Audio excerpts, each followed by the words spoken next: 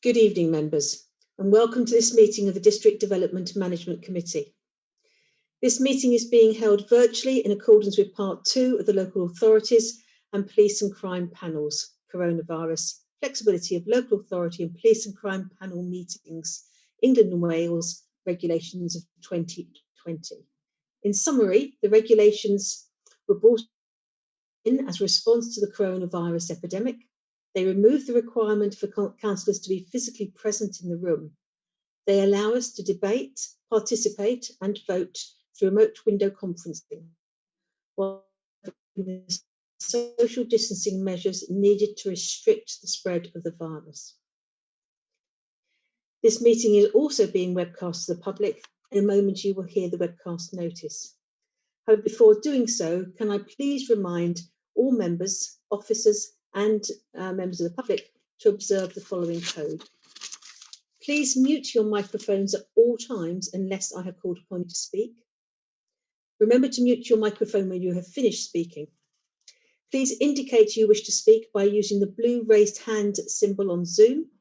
If you think I have missed your indication, please raise your hand on screen. In the case of minor decisions not requiring a vote, I will take silence as assent.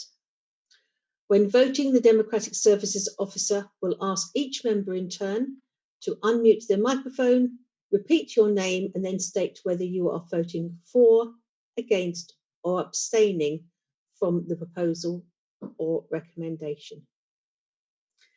Good evening. For the purposes of the webcast, I'll introduce a few people that are here. I'm Councillor Sue Jones. I'm chairman of the meeting, and here as well is Councillor Brian Rolfe, my vice chairman. From the planning department, we have Andrew Marks. He is the Development Management Service Manager. And then from Democratic Services, we have Gary Woodall, Vivian Messenger and Natalie Cole. I do also need to say at this point that I will be a voting chairman for this evening's meeting. Okay, Gary, if I could hand over to you for the webcasting announcement, please. Thank you. Thank you, Chairman. I would like to remind everyone present that this virtual meeting will be broadcast live to the internet or filmed and will be capable of repeated viewing or another such use by third parties. Please could I also remind members of the public who have registered to speak that they will be admitted to the meeting at the appropriate time. We only have 3 tonight, so I think we've admitted them now. Please also be aware that if technical difficulties interrupt the meeting that cannot be overcome, the chairman may need to adjourn the meeting. And finally, as the chairman says, if you're not speaking, please keep your microphones muted. Thank you. Thank you. Right, the second item on the agenda is the advice for public and speakers at the planning committees. I'm sure the planning officers have already gone through that with our public speakers this evening. Item 3 then, Gary, is apologies for absence, please. Thank you, Chairman. Tonight we have apologies from Councillors Jean Lee and Chris Roberts. Thank you. And substitute members? Thank you, Chairman. Tonight, Councillor Aniket Patel is substituting for Councillor Jean Lee, and Councillor Caroline Pond is substituting for Councillor Chris Roberts. Lovely, thank you, and thank you to those members for substituting tonight. Thank you. For fifth item on the agenda, members, is any declarations of interest on any item of tonight's agenda, please. Councillor Simon Heap. Thank you, Chairman. It's not really pecuniary interest. I have had some emails with the applicant for Fairlands Avenue. I don't consider it prejudicial. I did emphasise that I couldn't really express an opinion, but just so that everybody knows, I did have an email exchange. Thank you very much. Any other declarations, please? Okay, thank you very much indeed.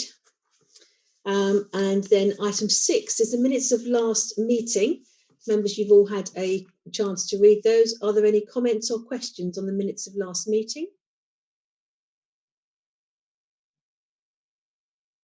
Okay, in that case, members, are we happy that I sign those minutes as a record of the previous meeting? Thank you. Everyone's either nodding or at least you're all staying very quiet. So thank you very much indeed. Okay.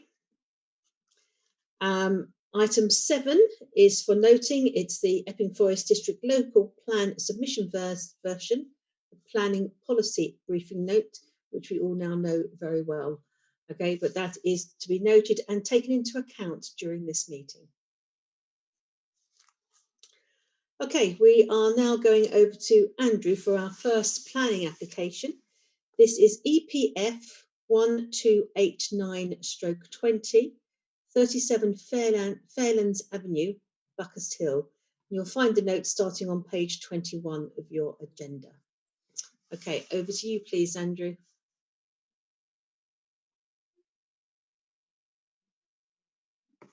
Thank you.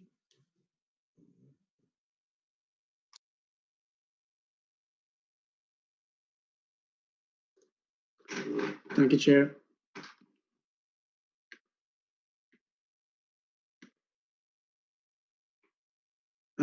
This application at 37 Fairlands Avenue, Buckhurst Hill, is for the proposed a proposed two-story side extension and a loft conversion with a remodeling of the garage. This application is before members tonight because it was or served before the Planning South Subcommittee on the 23rd of September of this year, and it was referred up for a decision after the members' vote. The recommendation is for approval subject to conditions. That is the location plan of the site. It's on the western bit of Buckhurst Hill, on the western side of Epping New Road, on a residential dead-end street. We've got several different types of houses on the street, which I'll show to you in a moment when we get to the photograph. The applicant and the neighbouring properties have an attached double garage here in this position. As you can see from the aerial photograph, that's the garage area there. This is the street photograph, and I'll explain. Basically, the situation is that under delegated authority, earlier this year, planning permission was granted for an extension to this house over here, including a loft conversion at the back. As part of that application, which I'll show you the drawings in a moment, it seems that there was an agreement that the garage here on the neighbour's side would be remodeled to have a shallow pitch roof, and this garage would then be removed, and this area here made into an extension with a gap here on the side. Some further street views, and this is the plan drawing as it is at the moment. This is the proposal over here. So just to perhaps make it clear, the original house is in this area here. The current garage would be situated over here and is to be demolished. The proposal in this area is exactly the same as the permission that was granted earlier this year. The only difference is instead of this garage here having a shallow roof, which is on the neighbouring property, the suggestion is now that there is a little fly over here with the roof just extended to the side of the new extension. This is the current rear view, and this is the proposed rear view. The red line that you can see over there demarcates the property boundary between the properties. And so this was the previously approved scheme. Over here is the street elevation, and as you can see, this is the neighbouring garage that is to be retained with a new roof shape on there, with the new side extension in this area, and then a gap between the side extension and the neighbour's garage over here. And this is the view from the back, where you can see the dormer and the side extension. And so in plan form, both the previous approval and the current approval will be the same. The only difference is that in this area over here, there will be a little flyover roof protecting the access on this point over here. This is a photo composite of what the proposal will look like. Right, so I'll just leave it over there and then just go through the report quickly. Like I said, the recommendation is for approval subject to a number of conditions. We had 2 objections to this application. The first from a neighbouring property that considers the 2-storey structure will block sunlight to a window and also would be intrusive.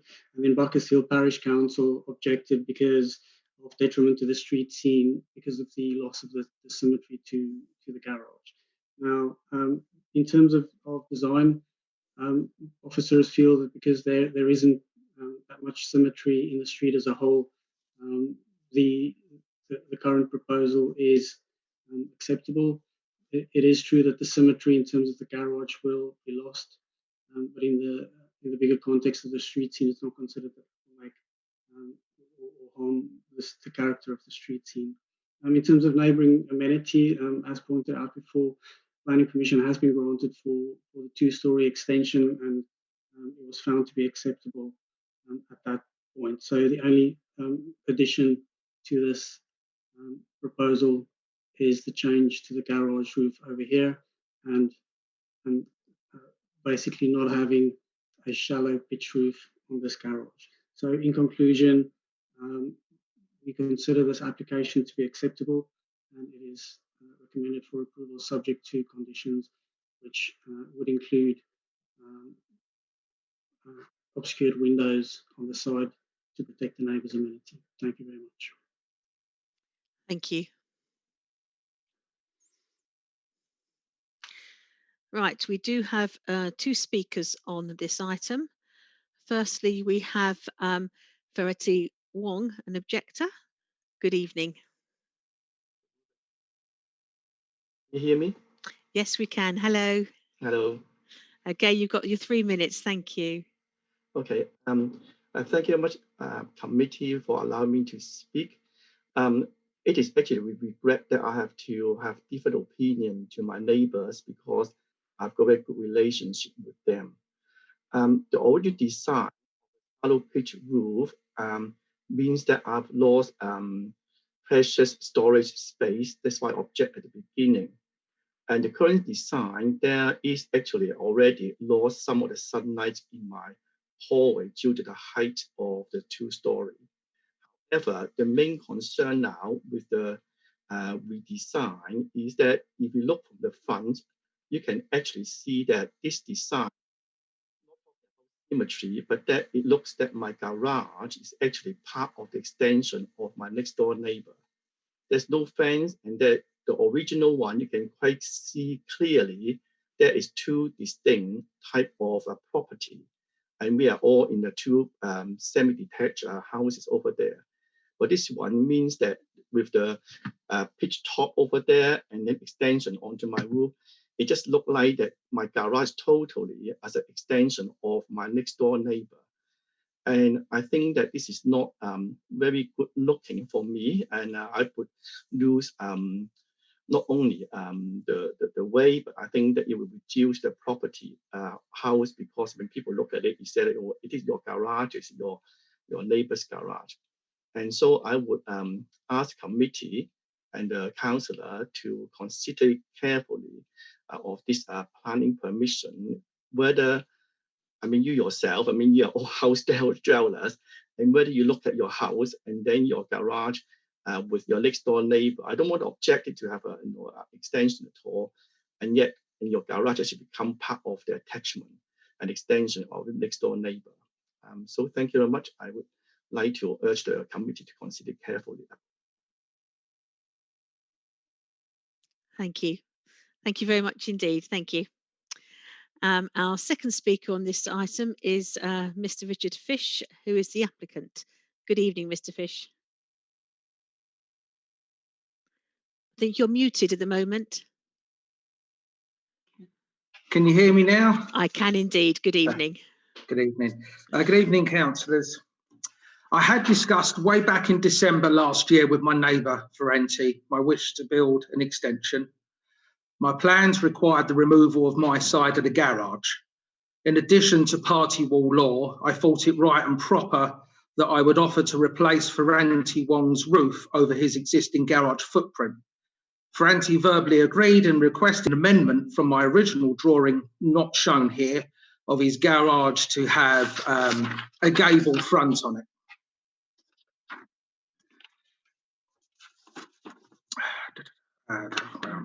My plans were amended accordingly and applied for planning, which was subsequently granted. However, some weeks post applying for planning, Ferranti wished to discuss with me his concerns with the lack of loft space in the new garage roof design and wished to revise the plans his side for a habitable garage conversion side extension with his roof coming all the way over to his property. I was certainly made to feel at the time that this additional expense was to be picked up by myself. Rightly or wrongly, I didn't see this request as fair. In light of the problems I was going to experience with my plans and party wall objections from my neighbour, I did feel it wise to explore other options. Now, I absolutely appreciate that this is not a planning meeting, this is a planning meeting, and not a neighbourly dispute council. I just wish to explain my rationale as to why I have explored options where in effect I removed my garage whilst leaving my neighbour's garage unaffected and protecting his loft space. The revised remodelling of the adjoining garage presented this evening, I believe, is a sympathetic design solution to the issue. The design, I think, leaves Ferranti's garage unaffected and blending in with both properties. As mentioned previously, this application was recommended for approval back in September by the planning officer and voted for by 7 councillors for approval and 6 against. Then at the last second referred to this DDMC meeting on a minority reference with recommendation to approve. Clearly, I wish to carry out this extension that largely I have planning for to improve the lives of my wife and 3 children, but frustratingly, I have this garage adjoining issue. I've tried to be fair, more than fair with my neighbour, but as I mentioned, my hand was forced to explore this remodelling for reasons explained. I am still, for the record, happy to proceed with the original planning application if Ferranti wishes. I wish to treat Ferranti fairly. To date, I have always got on with him and I plan on doing so going forward.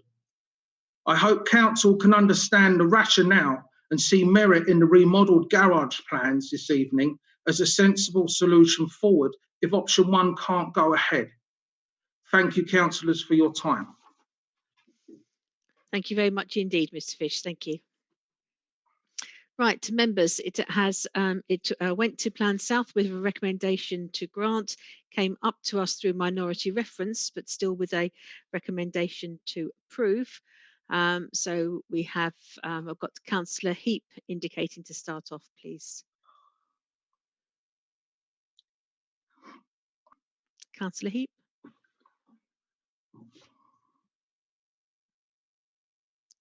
You seem to have frozen at the moment, Councillor Heap.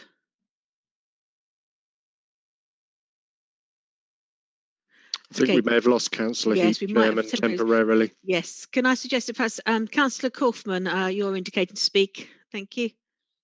Thank you, Chairman. Have we got a ward councillor on this that I should defer to first? I'm not sure. Chairman, I am a ward councillor and I have indicated to speak as well. So would you like to speak first, Councillor Patel? Chairman, at your discretion. Of course, absolutely fine. Thank you. Thank you, Councillor Kaufman.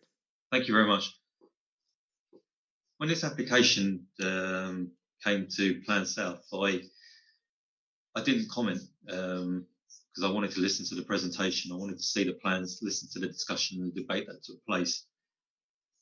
Obviously, the application was referred up to DDMC, at which point I started to pay more attention to. I went back and looked over the plans again. So the facts as they remain. There is an existing planning permission on the property for a sizable 2-storey side and extension. The garage in the approved planning permission complements that scheme and looks good. However, it becomes very difficult when two neighbours end up in a dispute, and it's quite difficult then as a ward councillor then to make a judgment. However, to make a judgment on a scheme when it's presented to us. But however, going back to the planning merits of the amended scheme that's come to us, the applicant has tried to come forward with a scheme which he feels will not only appease planning, essentially design principles, but also try and overcome the party wall dispute that he's faced with the neighbour. In my opinion, the scheme as is presented to us now looks okay. It looks fine. Design is obviously subjective, but in my opinion, I feel now the scheme looks, what's before us this evening is acceptable. I know Fairlands Avenue very well. The road is a mismatch of properties. There is no uniformity across down the road. So, in my opinion, I think what's being presented to us this evening is acceptable. To overcome potentially what the objector has stated in that the garage may look as the neighbour's property, there is nothing to stop him from continuing that ridge line across into his property and completing an infill, which at ground floor level would be acceptable. So I think a compromise can be found all round, and I will be supporting this application. Thank you. Councillor Kaufman. Thank you, Madam Chairman. I'm afraid I don't agree, and it's a bit awkward because it's verging into a neighbourly dispute. We can only judge what's before us. The scheme that's got consent, which is 027220, looks fine because on the one hand, the extension is can go ahead, but on the other hand, the neighbour has his own independence and of his own garage. I don't feel comfortable about approving a scheme where an adjoining owner's garage looks an integral part of somebody else's development. I wouldn't want it happening to me. I can only speak as I find. So I'm sorry to the applicant, because I know that's not what they want to hear, but I wouldn't like my property to look like it's part of next door. The scheme that has got consent is fine. The issue I understand is that Mr. Wong is saying I'm losing roof space because of it. But I think if you said to him, would you rather have your own independent garage and have some less roof space, maybe he would prefer that. Because this application could go ahead. I've only got one vote, but I don't think the current solution is great. It doesn't, we're getting into terracing. I'm accepting the terracing. I'm accepting it's a large extension, but I just can't accept that it looks like an integral part of an adjoining person's application, and that's not the case. It's a false representation. So I'm not for it. I want to be consistent because I believe I was against it, unfortunately, in the last meeting. I just don't feel comfortable with it. Thank you. Thank you. Is Councillor Heap back? I've got video footage. Councillor Heap, did you want to speak? No, not at this moment, no. Okay, sorry, I saw a blue hand. Councillor Phillip then is indicating. Thank you, Chairman. And this is quite an interesting one, and it could even verge into interesting planning law where you start to implement your planning permission and don't complete it. So you could do all the construction for the approved plans but not finish the garage, which would leave a garage with no enclosure at all, which I don't think is what any of us would want to see. I actually have had a look at the road. I don't know as well as Councillor Patel does, but having looked at the different garage structures on the road, I would have to agree with them. There is nothing that looks consistent on it. So as such, this would not be out of keeping, in my view, with the street scheme. I think it's a reasonable approach if you are building close to the border with your neighbour and don't want to leave their side of a shared garage open to the elements. I would hope that between them the neighbours could come to an agreement. It's not our planning committee's job to do that. Looking at it purely from a planning point of view, I can't see any reason to disagree with the original recommendation, that given that the original planning permission is in place, that this is an acceptable modification to it, and as such, I will be supporting this recommendation. Thank you. Councillor Pond. Yes, just taking up a point which Councillor Phillips touched on just now. Of course, no matter that planning permission is given, the ownership of the asset on Mr. Wong's side is Mr. Wong's. And if Mr. Wong doesn't like the planning consent, which may or may not be given tonight, he can simply refuse consent for the works. So granting or refusing planning consent tonight may not actually get the questions of ownership and whether the development can be completed any further down the line. Thank you. I think this is where we have that fine line between planning law and civil law. Some would say it's not such a fine line, actually. It's having said that, we can just confirm with the planning officer, if this was granted tonight, the applicant has basically the choice to build either of the two planning permissions he would then have. And then presumably he could discuss with his neighbour which would be the best for both of them. They would then have two options.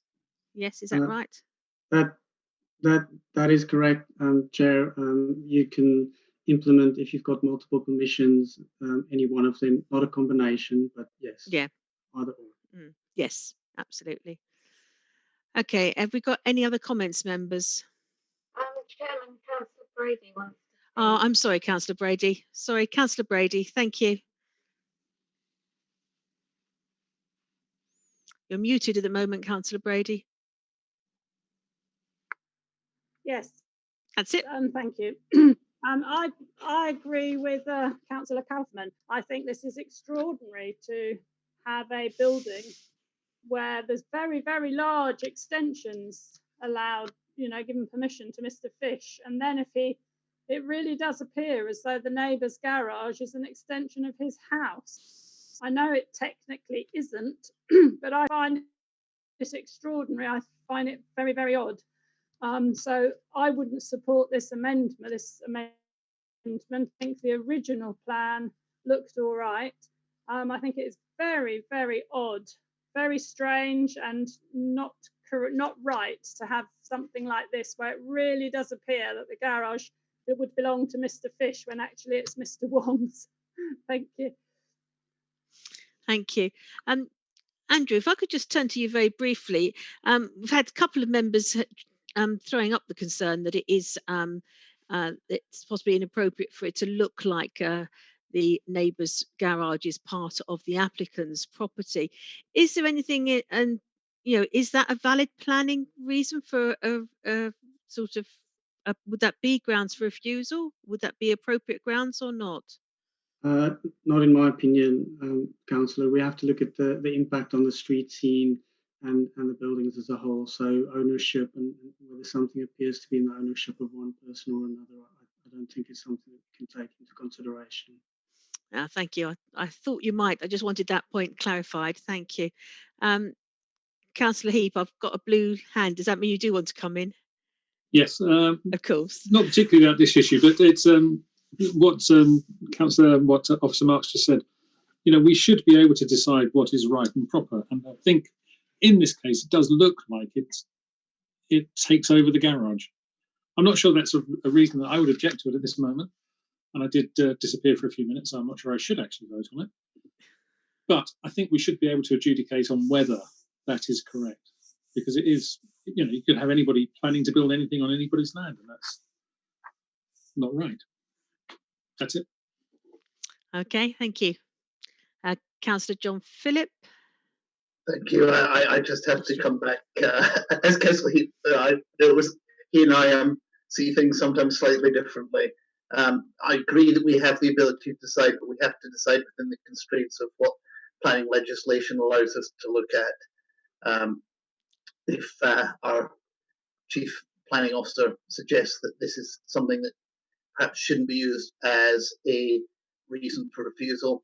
I have to take that on board and say, would I be comfortable standing up and saying this is something that's covered in our planning legislation? I tend to agree with Mr. Marks on this one, but as I say, for all the other reasons, I'm in favour of this application, and I tend to agree with Mr. Marks that it's not a valid reason for us to be making our decision. Although I completely agree with Councillor Heap that we should have the ability to decide what's right and what's wrong, but it has to be within the powers that we're given.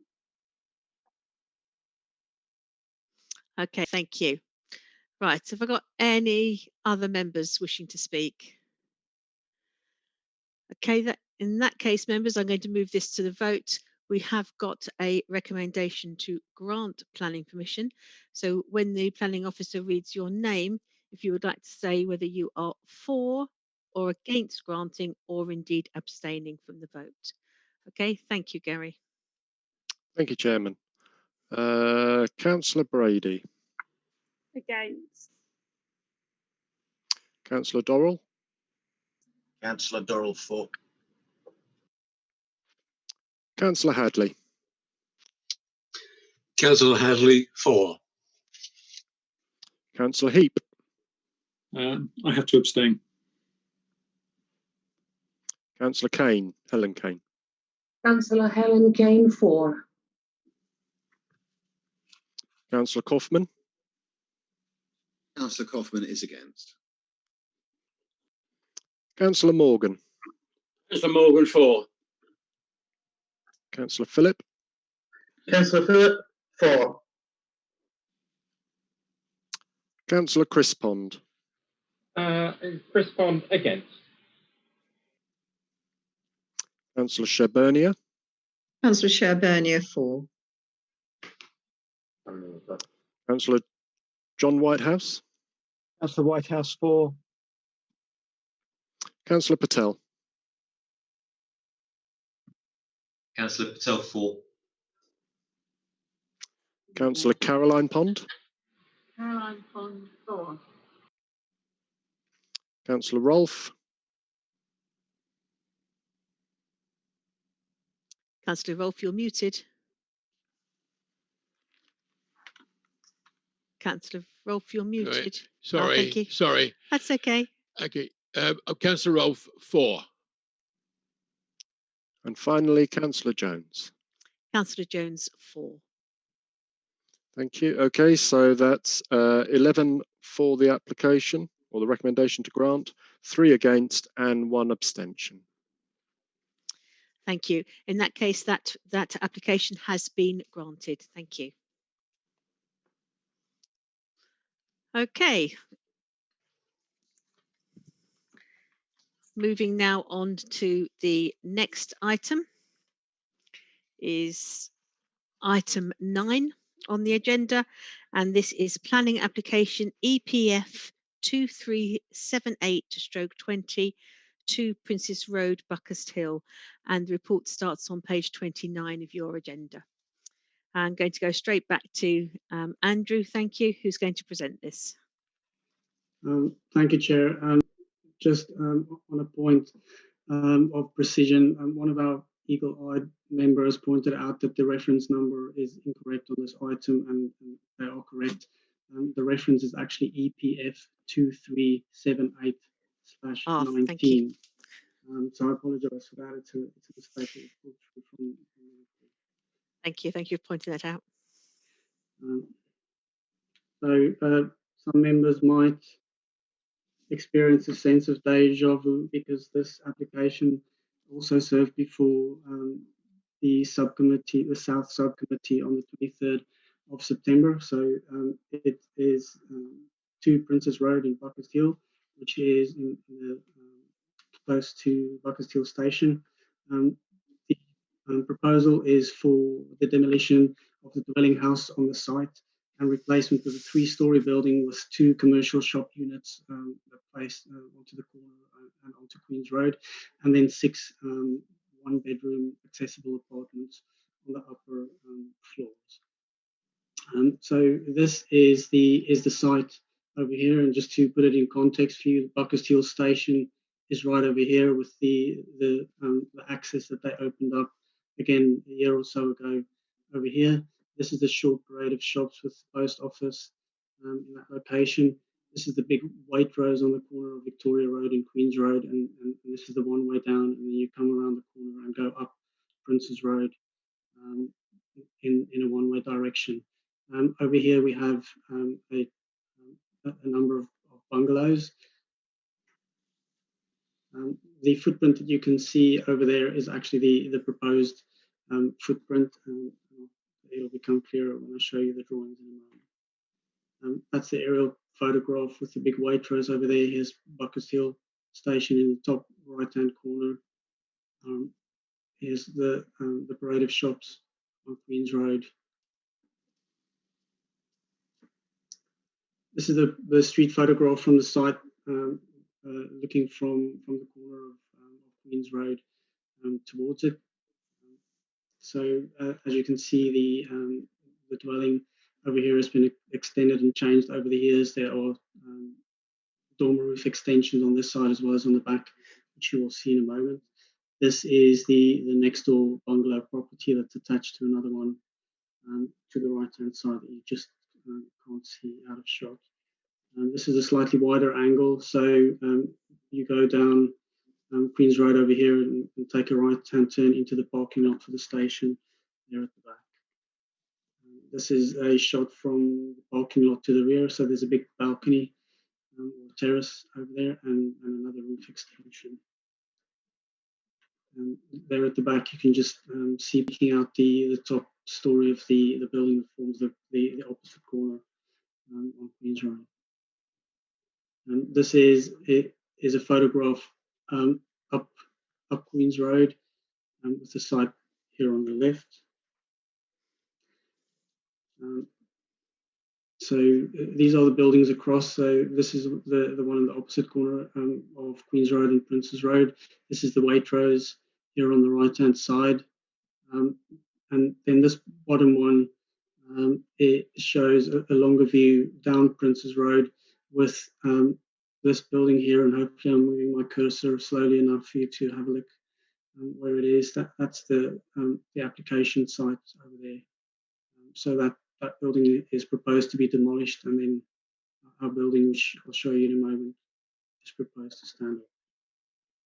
So I thought I'd show you this one first before we get into the more detailed plans. So this is the artist rendition with the first shop unit over here, and then around the corner the other one. The access for the flats is at this point over here. The development picks up on some of the design cues from the buildings across, so that you can see the plaster bands over there and some of the cornice detailing at the top, as well as the red brick surrounds and detailing on the windows. It is a sloping site, as you've probably seen from the photograph. So the building does edge away on this side, which makes for some fairly attractive shopfront units. On this side, we have some balconies proposed, and I'll get to that in a moment. But we've got some privacy screens conditioned on those. Just some detailed drawings over here. I think fair to say that one of the issues raised at the committee meeting previously was this wall over here, which is quite a substantial brick wall. It is broken up by some windows that are conditioned to be obscurely glazed up to a certain height, with brick detail surrounding, and then in the forefront here, the access foyer. It's just the plan drawing showing the ground floor layout. So this is the one shop unit here on the ground floor with the corner access, and then the one slightly further down. You've got the refuse access over here, and the bike parking, and then the stair access here on the front. Second floor just shows the layout of the flats. They are one-bedroom flats that comply with minimum standards, and with balconies over here to provide some some amenity space.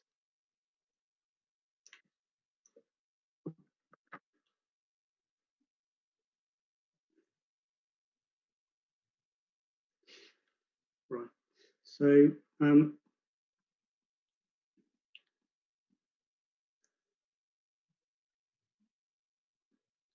we've had a number of objections to the application, and I should perhaps also just mention that at the committee meeting, I think the votes were 8-all for this, and the chair had the casting vote, which was to approve, and the application was then referred to this committee for a decision. So we consulted a number of neighbours. We had objections from adjacent residential properties, objecting on grounds of overlooking and loss of privacy. For the windows and the balconies, I've already mentioned. There's also parking issues mentioned, and obscuring views and sense of enclosure to the junction, which I'll mention in a moment, and then not in keeping with the surrounding bungalows. Those are all objections shared by the neighbours in the Buckhurst Resident Society, and then Buckhurst Parish Council objected due to overdevelopment of the site and impact on the street scene. So just moving on to the principle of development, as members may know, we've got a policy in our draft local plan that protects bungalows. In this instance, the house on the site has been extensively changed. So and then also all these the 6 flats that are proposed in the development are all accessible. So the principle on the loss of that dwelling is considered acceptable. Now on the design, officers feel that this is quite an elegant solution in terms of placemaking, because it'll complete the corner on this junction, and as I say, the development picks up on some of the design cues of the building across the way. It is also felt that these shops will benefit from the additional footfall created when the station entrance was opened up again. In terms of privacy, like I said before, there's a planning condition requiring privacy screens to be installed on the balconies that will be on this elevation over here. And there is a planning condition requiring privacy glass to be installed on these windows over here to prevent overlooking. The distance between this wall over here and the next door bungalow that's just behind this side over here is about 6 meters. So it's a fair distance away. So we do not consider there to be any impact on amenity that would justify refusal. As you can see, the movement of the sun will basically be on this side over here, so no issue with sunlight and daylight. Then just perhaps on highways and parking, this is a very accessible site in a town centre location. There are parking restrictions up to and more than 300 metres in all directions from the site, and therefore applying the standard test, we do not consider that owners are likely to have vehicles because they won't be able to park them on the street. And we also have a planning condition suggested that will ensure that that prospective tenants and owners are notified that they will not be able to get parking permits for those areas that are subject to a CPZ. And just lastly, moving on to the special area of conservation and air quality.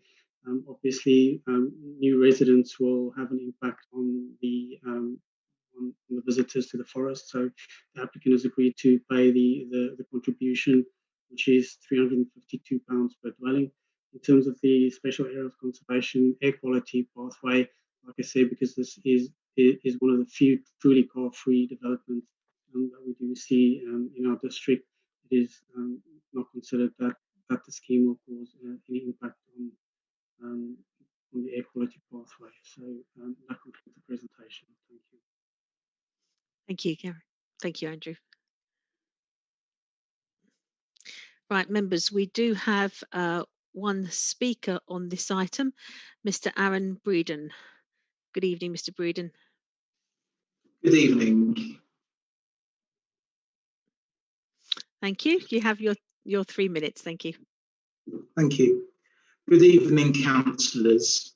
This application was approved by a majority of members of the South Plans Committee. However, a minority sought for it to be considered by DDMC. Our application is on the junction of Princes Road and Queens Road in the heart of Buckhurst Hill, adjacent to Waitrose and its other shops and services. The proposal is less than a 1-minute walk to the railway station. The site is in a sustainable location. This section of Buckhurst Hill Town Centre This section of the Buckhurst Hill Town Centre primarily consists of 3-storey buildings acting as corners to the Queens Road and Princes Road junction, with the exception of the application site. The application site can be seen as a missing fourth corner in the town centre, which this application seeks to address through considerate and sympathetic traditional design to bring forward 2 new commercial units, bring additional employment to the town centre, and 6 fully accessible apartments, all accessed by lifts and to be sold through a Help to Buy scheme. The existing 2-storey flat-roofed house on the corner is at odds with the character and appearance of Buckhurst Hill. With this application, proposes a significant aesthetic improvement as shown in a submitted artist's impression. The proposed design and material choice of the building has been influenced by the prevailing stock brickwork in the locality, and the building is located on the 3 corners of the junction. The design of the building has gone through pre-application submission with the council, which has resulted in the council's design team concurring of its suitability for the locality. The planning officer and her senior managers have found the proposal to be of an acceptable design, replacing the utilitarian house, enhancing the architecture of this prominent town centre location. Neighbouring amenity has been fully considered and found to be acceptable to the planning department. The proposal can be seen to improve neighbourhood privacy through removal of a large overlooking terrace and replaced with modest balconies with privacy screens in accordance with the Essex Design Guide. The proposal exceeds the NDSS space standards. Due to the location being highly accessible, the proposal is to be car-free, utilising sustainable transport in accordance with the Council's Transport Policy T1, which seeks greener methods of travel. Extensive work has been undertaken with the Council to demonstrate suitability. Parking permits will not be able to be issued to future occupiers unless they are blue badge holders.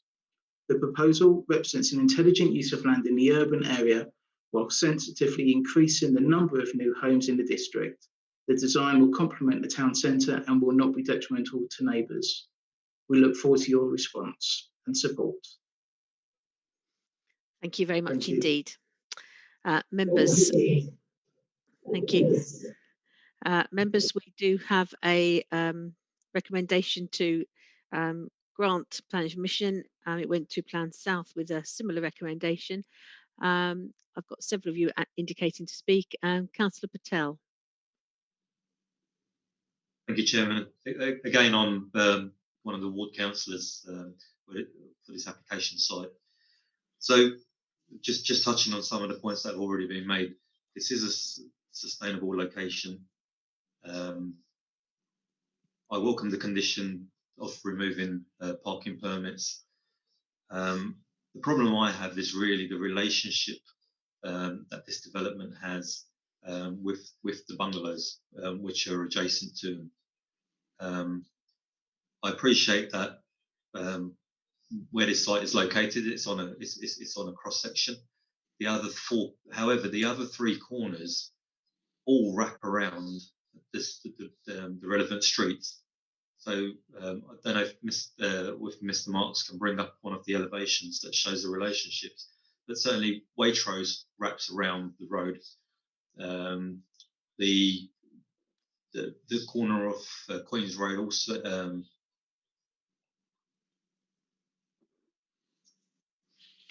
Sorry, Mr. Marks, the actual street scene elevation, that one there, yeah.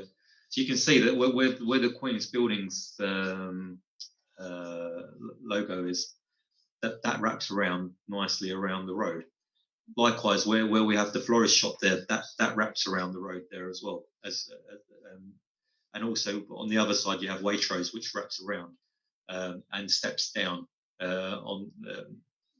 as it wraps around onto Victoria Road.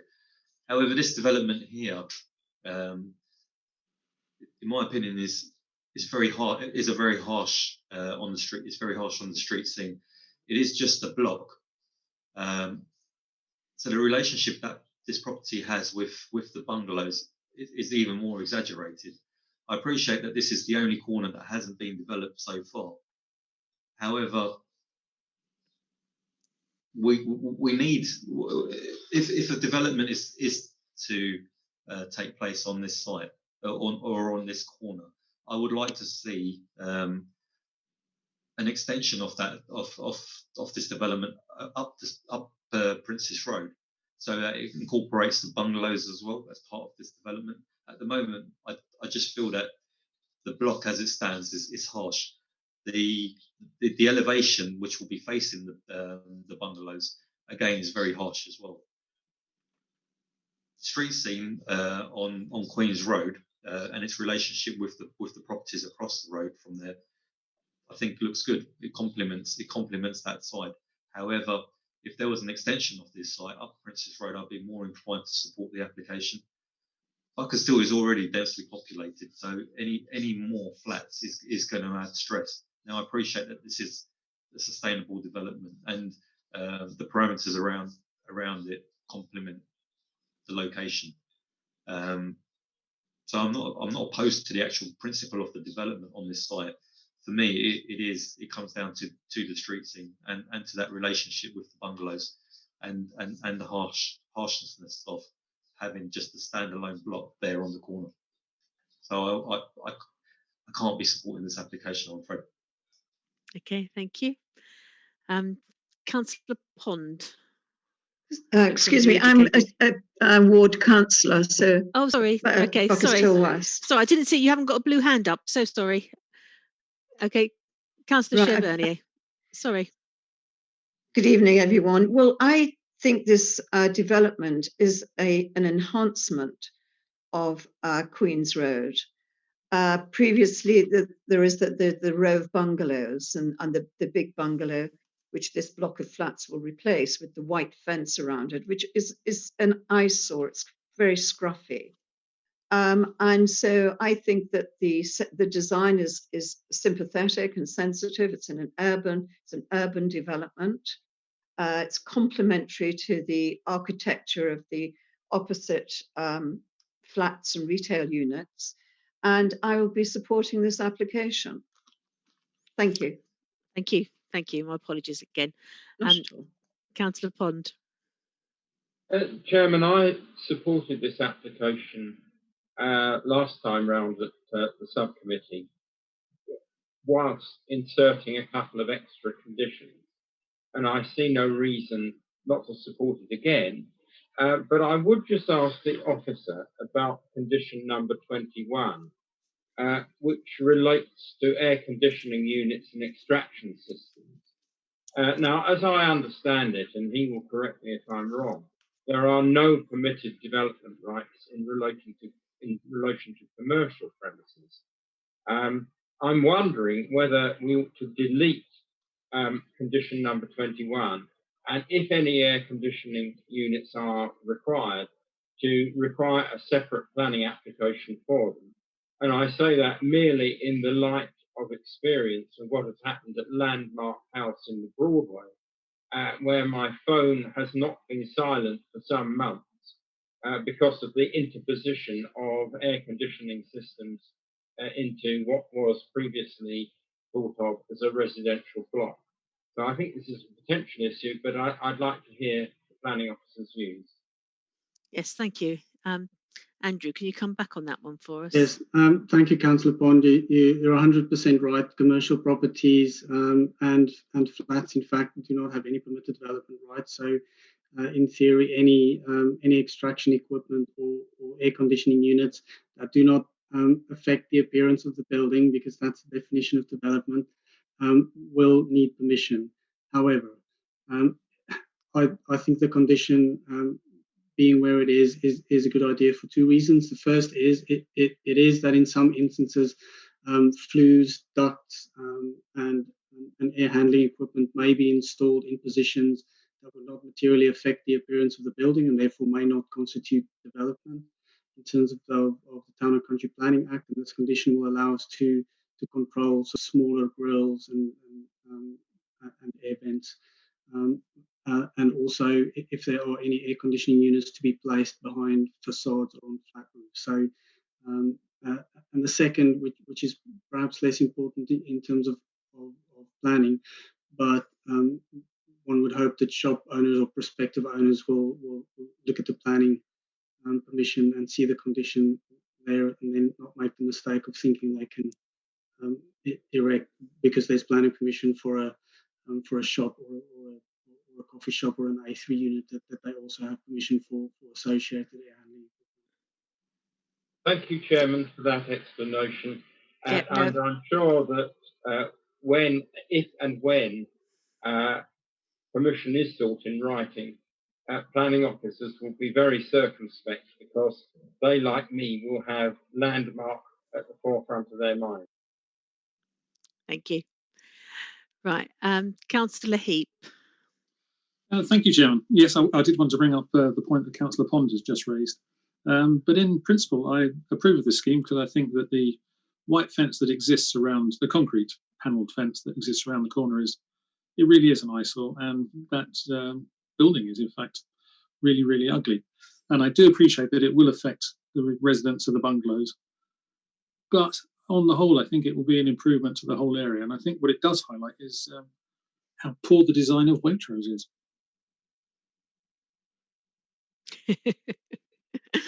Okay, thank you. I think I've got Councillor Philip. Thank you, Chairman. Yes, there's a lot to like about this application and the way it fills in that corner. As this committee is, I'm sure, well aware, the existing state of a development site is not something we need to take on board as a planning consideration. My real concern is, I think, the side of the building that is facing the bungalows. And that significant area of essentially flat wall facing the bungalows and therefore facing the road is a problem. And when you look at the elevations provided in the plans, you can see a fairly incongruous sudden straight edge at the edge of the building. It doesn't show up in the visualization of the street scene carefully positioned from a particular point so you don't see it. But if you actually look at the elevation, looking directly at the front of this building, you see it as a sharp, flat wall. And it's, in fact, there we are. Yeah, the one in the bottom, you see a sudden, sharp, flat wall. And when you look at it from the other side, in terms of the elevation there, you've got a big expanse of blank wall. It's unfortunate, perhaps, that the design here, where it actually looks down towards the car park and to the railway, is actually significantly better looking than the bit facing the road and facing the bungalows, which is the one at the bottom right-hand side. I think that is out of keeping it and has a significant impact on the outlook of the boundaries of the bungalows. And as such, I don't think I can actually support this particular application. I'm in favour of what's being proposed, but I think the treatment on that side falls below an acceptable standard, so I can't support it. Thank you. And Councillor Doyle, then I'll come to Councillor Brady, who is waving at me. Thank you, Chairman. I think we need urban intensification, and notwithstanding Councillor Phillips' comments just now, I think this is one of the more sympathetic designs that I've seen. This sort of thing, we've seen some sort of fairly outrageous designs that really didn't fit in with anywhere, and I think every effort has been made to try and fit in. So I will be supporting this scheme. Thank you. Councillor Brady? Thank you, Chairman. Yes, I think this is an ideal spot to have another couple of shops there, because the white concrete fence at present doesn't do anything for the street scene, whereas I think this is a very, very sympathetic and aesthetically pleasing, and as the planning officer said, elegant design. Unfortunately, the two sides that we don't really see so much of are not quite so elegant or so aesthetically pleasing. That is the nature of it. And yes, perhaps the view from the other bungalow beside it isn't so good, but I think on balance, this is an ideal spot to make this sort of development, and I think that sort of thing should be encouraged. Thank you. Thank you. Councillor Patel, you've still got a blue hand raised. Did you want to? No? Okay, thank you. Just checking. Any further comments, councillors? Okay, in that case, members, we do have a recommendation to grant planning permission. So when the when the Democratic Service Officer calls your name, if you could repeat your name and say whether you are for, against, or abstaining from that, please. So over to you, Gary, please. Thank you, Chairman. First up, Councillor Brady, please. Councillor Brady, for. Councillor Dorrell. Councillor Dorrell, for. Councillor Hadley. Councillor Hadley, for. Councillor Heap. Councillor Heap, for. Councillor Helen Kane. Councillor Helen Kane, for. Councillor Kaufman. Councillor Kaufman abstains. Councillor Morgan. Has Councillor Morgan left us? No, he's here. Councillor Morgan, you're muted. That's better. Councillor Morgan, for. Thank you. Councillor Phillip. Councillor Phillip, against.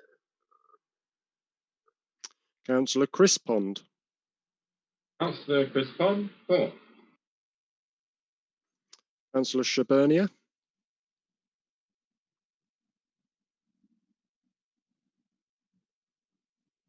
You're muted, Councillor Shaburnia. Councillor Shaburnia, for. Councillor John Whitehouse. Councillor Whitehouse, for. Councillor Patel. Councillor Patel, against. Councillor Caroline Pond. Caroline Pond, for. Councillor Rolfe. Right, Rolfe, for. And finally, Councillor Jones. Councillor Jones, for. Thank you. So that's 12 votes in favour of the officer recommendation to grant, 2 against, 1 abstention. Thank you. In that case, that application is granted. Right, members, that brings us to the end of the planning applications for tonight. So moving on to item 9, item 10 even. Is there any other business? No, Chairman, there is not. Thank you. There are no no items to be heard under exclusion of public and press. So in that case, good members, I am going to be closing the meeting at 20:05. Thank you very much indeed. Thank you, Chairman. Could we end the broadcast?